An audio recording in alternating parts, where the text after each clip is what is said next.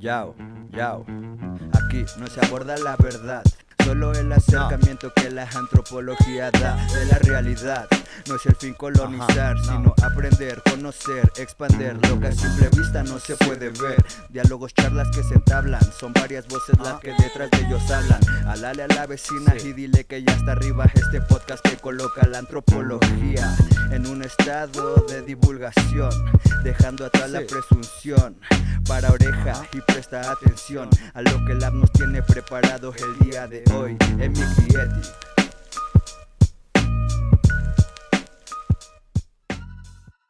Presentar la historia de México como en un recorrido muy emblemático. No había caído en cuenta de la importancia de estos antimonumentos, no solamente como en la actualidad, sino históricamente. La emoción sobre ese hecho me hizo pensar en cómo eran percibidos y el papel que fungían los antimonumentos en la Ciudad de México.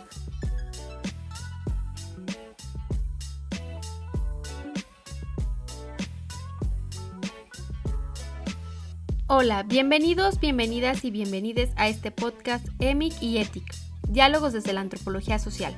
Este es un proyecto piloto para dar difusión a los trabajos de investigación del Departamento de Antropología de la UAM Iztapalapa.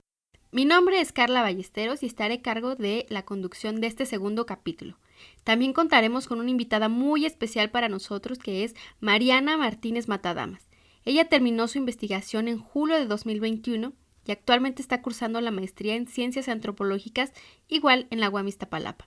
Y para nosotros es un placer que esté aquí y que nos comparta sobre su investigación, la cual se titula Sombras a plena luz del día, antimonumentos en la Ciudad de México, y desde el título tan potente llama la atención. Por eso queremos que nos cuentes, Mariana, ¿cómo escogiste tu tema de investigación? Muchas gracias por la invitación y por la oportunidad de hablar con ustedes y con todas las personas que escuchen este podcast sobre mi tesis. Yo cuando iba a iniciar proyecto de investigación, en realidad todavía no tenía bien definido un tema, pero la forma en la que me llegó fue pues un poco casual. Yo recuerdo que iba escuchando la radio, iba en la calle y fue en 2019 y escuché la noticia sobre el robo de los pequeños zapatitos de bronce en el antimonumento del ABC, de la guardería ABC, y eso me pareció como que me cimbró mucho emocionalmente, me pareció algo muy fuerte porque pues creo que muchos mexicanos somos conscientes del simbolismo que implican esos zapatitos de bronce y después de todo lo que sucedió en la guardería ABC, el dolor que representa para los padres. Entonces, ver que no había tanta conmoción sobre ese hecho me hizo pensar en cómo eran percibidos y el papel que fungían los antimonumentos en la Ciudad de México. Básicamente esa fue la razón por la que decidí comenzar esa investigación. Claro, sí es un tema que sin duda es bastante actual, que ya lleva también largo tiempo. Oye, pero en tu propuesta de investigación en la Ciudad de México específicamente, escoges una zona que es el corredor Zócalo Reforma. ¿Nos puedes contar cómo delimitaste este espacio y no solo geográficamente, sino también históricamente? Porque creo que tiene mucha relevancia y mucha relación con tu tema de investigación. Sí, yo elegí estudiar el corredor Reforma Zócalo Reforma, porque ahí es donde se encuentran la mayoría de los antimonumentos. Bueno, en el momento en el que yo estaba haciendo mi investigación era donde se encontraban la mayor parte de los antimonumentos.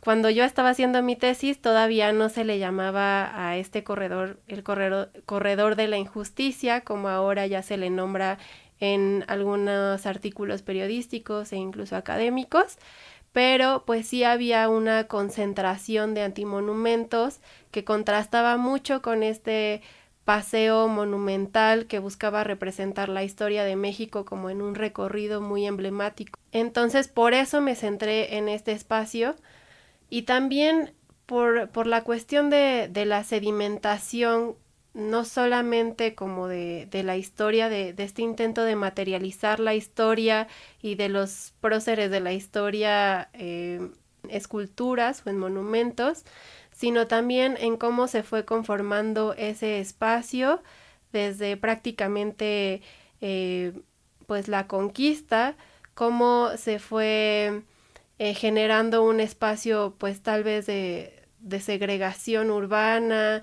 de contrastación como de las clases sociales, incluso del acceso mismo, de cómo se fue conformando el paisaje urbano, de cómo las personas que en un inicio vivían ahí fueron desplazadas, o incluso desde la cuestión inicial de en el momento en el que llegan los conquistadores, tiran pirámides, ¿no? Tiran estructuras habitacionales, religiosas, gubernamentales para imponer un nuevo orden. Desde ese momento el espacio se empieza a impregnar y empieza a sedimentarse toda una dinámica sociopolítica que pues sigue permeando hasta el día de hoy, y todo ese contraste pues se llega a enriquecer todavía más por los antimonumentos.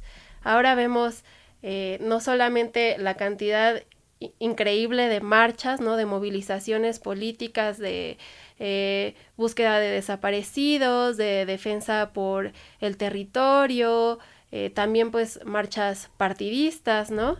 Pero pues ahora también vemos estructuras que están incrustadas en ese espacio y que son un elemento que busca pues luchar un poco contra la injusticia y contra el olvido.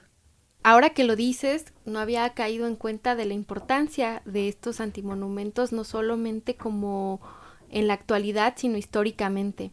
¿Y cómo llegas a la definición de los antimonumentos? Es decir, ¿cómo podríamos distinguir entre un monumento y un antimonumento? Parece muy fácil de definir, pero creo que tú tienes una gran definición y que nos hace como distinguirlos muy claramente.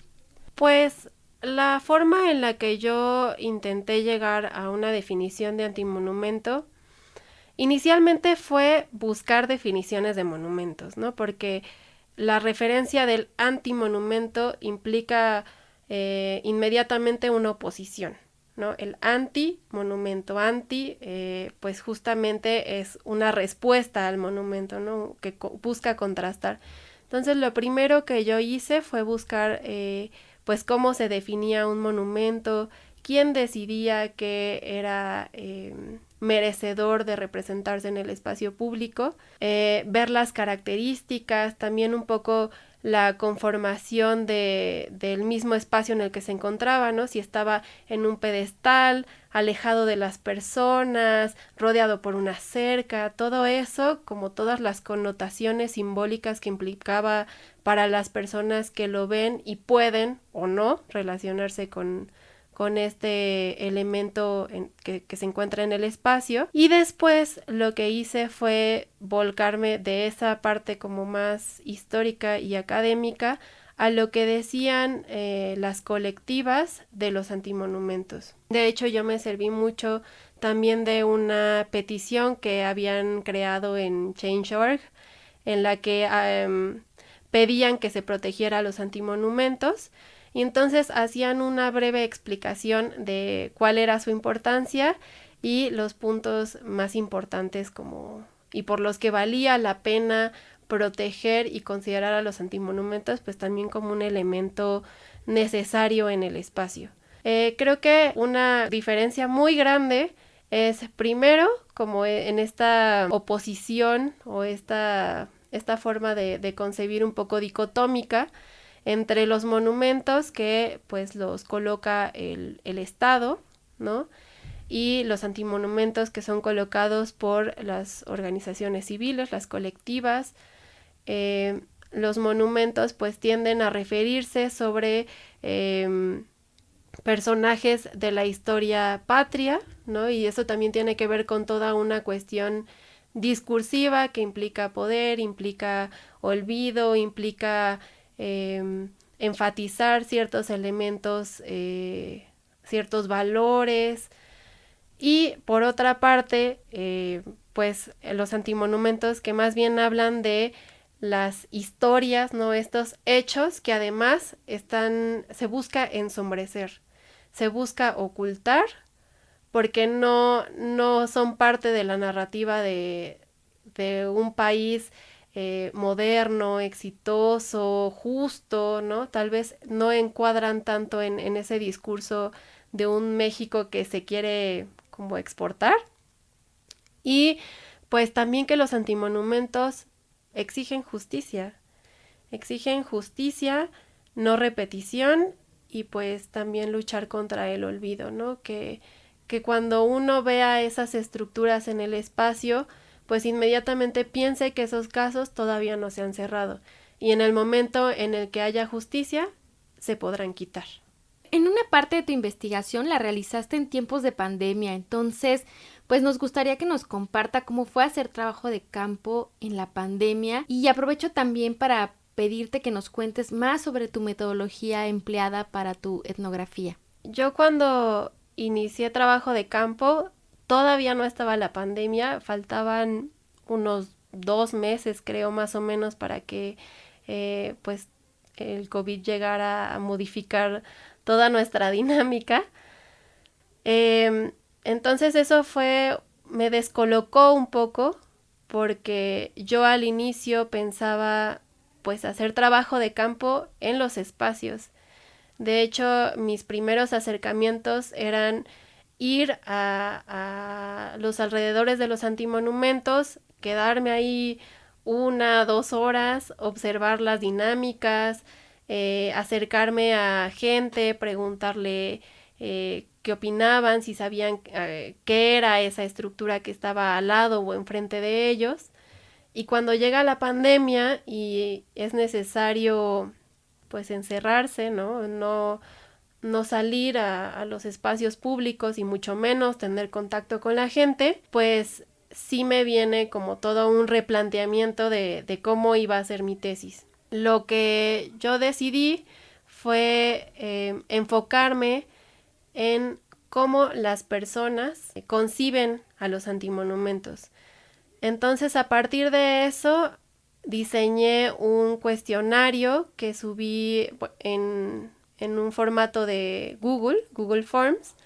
Lo compartí en redes sociales, le pedí a personas que pasaran el vínculo a sus conocidos, a más familiares, y entonces empezó a generar pues una especie de red de personas que estuvieron interesados en el tema, que aceptaron contestar ese cuestionario que era bastante largo. Ahora que lo veo en retrospectiva, pues sí era demasiadas preguntas, demasiada información, pero afortunadamente la gente se tomó el tiempo de contestar. Y al final de esa encuesta yo puse una caja en la que le pedí a las personas que estuvieran interesadas en participar en una entrevista a profundidad que me dejaran sus datos y yo los iba a contactar. Entonces, después de cerrar la recepción de respuestas, me puse a contactar a todas las personas que estaban interesadas en hacer la entrevista, y pues básicamente lo que hice fue enviar correos, pedir números de WhatsApp y poco a poco ir desarrollando una estructura de entrevista que por una parte tuviera preguntas básicas, pero también que se fuera ajustando a los perfiles más específicos de las personas. Afortunadamente, las personas que participaron en las entrevistas sí me dieron un perfil pues variado, diverso. Entonces eso me ayudó a ver diferentes posturas y a intentar ver más allá de mi misma posición pues política, ¿no? Mi conexión con el tema. Entonces, esa fue mi parte como etnográfica, sumada a como todas esas observaciones etnográficas.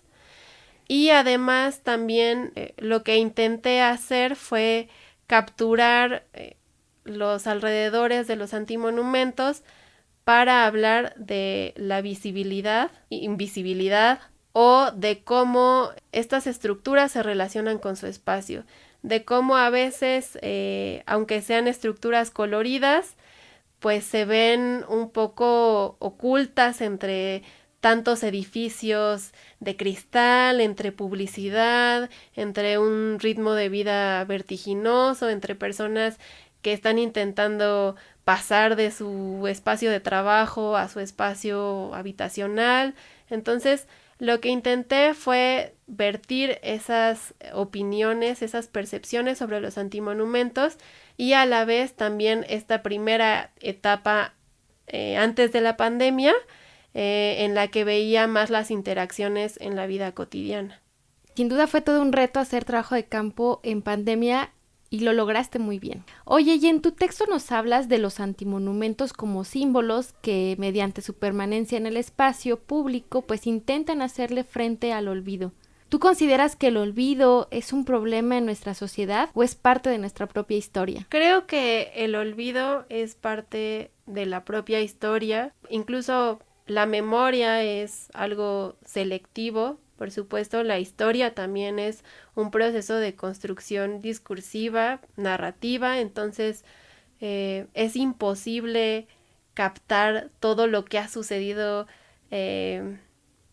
para transmitirlo, ¿no? Es muy difícil una historia de siglos transmitirla y mantenerla en la mente de todas las personas. Es necesariamente una tarea de selección de los momentos más importantes, pero yo creo que ahí pues también hay que reconocer que esta selección pues muchas veces está muy sesgada y tiene detrás muchos intereses políticos y muchas veces también reproduce desigualdades, reproduce injusticias. Entonces creo que así como hay una historia con H mayúscula, una historia oficial, también debe de haber historias, ¿no? Con H minúscula, historias que sean pues la bandera de colectividades que están exigiendo sus derechos o que se encuentran en situaciones de vulnerabilidad o que son vulnerados y que necesitan de alguna manera conformar su identidad y pues también definir su lucha a partir de sus historias. Y los temas que están alrededor de los antimonumentos son muy fuertes emocionalmente y eso a veces no se externa mucho en el ámbito académico. Empieza a ser visible desde la reflexividad, pero en este sentido nos podrías contar cómo te trastocó particularmente abordar estos temas y qué estrategias de autocuidado empleaste. En realidad, no sé si utilicé como tal estrategias de autocuidado. Cuando yo estaba estudiando, realmente no vi tantas cosas sobre reflexividad, sobre protocolos en campo, sobre la importancia de ser consciente de lo que uno experimenta en el campo como antropólogo. Pero lo que sí hice y me esforcé en no ser una persona intrusiva ante esos temas, porque los acercamientos que yo tuve con personas que formaban parte de colectivas que colocaron antimonumentos o que organizaban actividades en los antimonumentos, yo las contacté a partir de redes sociales, correos. No fue algo personal, justamente porque estaba ocurriendo todo en pandemia.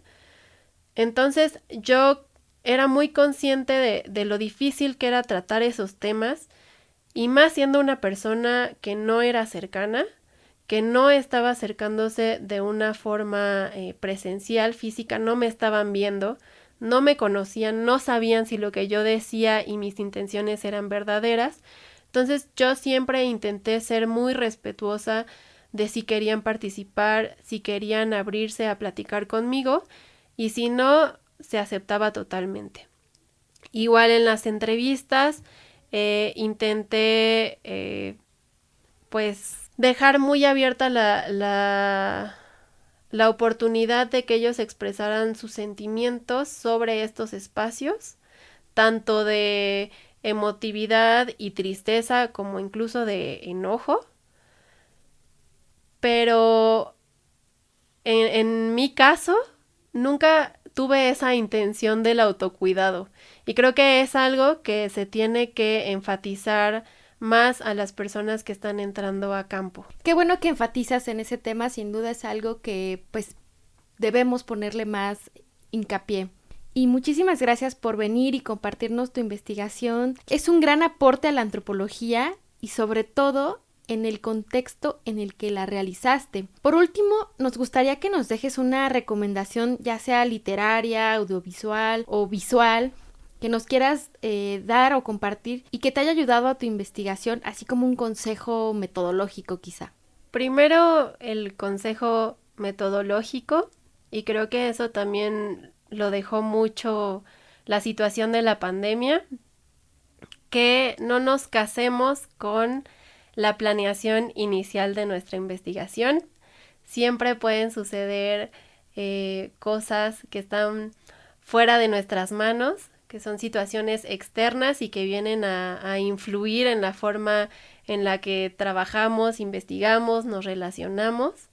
Entonces, permitirse modificar las formas de acercarse a las personas, de acercarse al campo, a los espacios, y siempre tener pues una mente abierta para irse moldeando a esas situaciones inesperadas. En ese sentido, yo recomendaría algo que no hice tanto durante mi licenciatura, pero ahora que estoy en maestría veo que es muy importante, que es leer etnografías contemporáneas, etnografías del año en el que tú estás realizando tu tesis, de igual y un año antes o 2 años anteriores, porque en esas etnografías y en esas investigaciones uno ve planteamientos novedosos, formas diferentes de acercarse a un tema que uno ya conoce o que tal vez tiene como muy encasillado en ciertas metodologías. Entonces, yo creo que mi mayor consejo sería leer nuevos materiales etnográficos para poder tener una visión más amplia de el quehacer de un investigador en antropología. Pues muchísimas gracias por acompañarnos, por platicarnos sobre tu investigación y sobre todo porque creo que es algo que también nos puede ayudar a revisar un poco lo que se ha hecho y lo que podemos hacer ahora en antropología. Muchísimas gracias, Mariana, estamos muy contentos de que estés con nosotros y ojalá no sea la primera vez. Te esperamos para que nos cuentes sobre tu tesis de maestría. Muchísimas gracias por la invitación y gracias a todos los que están escuchando este podcast. Mi nombre es Carla Ballesteros y nos escucharemos en el siguiente capítulo de este podcast EMIC y ETIC. Preproducción, Omar Illich López y Carla Ballesteros. Producción en línea, Mariana Martínez y Jacqueline Palacios. Edición y postproducción, Juan Ortiz Gervasio. Música original, Tenoch. Rectora de la Unidad Iztapalapa, Verónica Medina Bañuelos. Secretario de Unidad, Javier Rodríguez Lagunas. Director de la División de Ciencias Sociales y Humanidades, José Régulo Morales Calderón. Jefa del Departamento de Antropología, Rocío Gil Martínez de Escobar. Responsable del Laboratorio de Antropología Visual, Carla Ballesteros.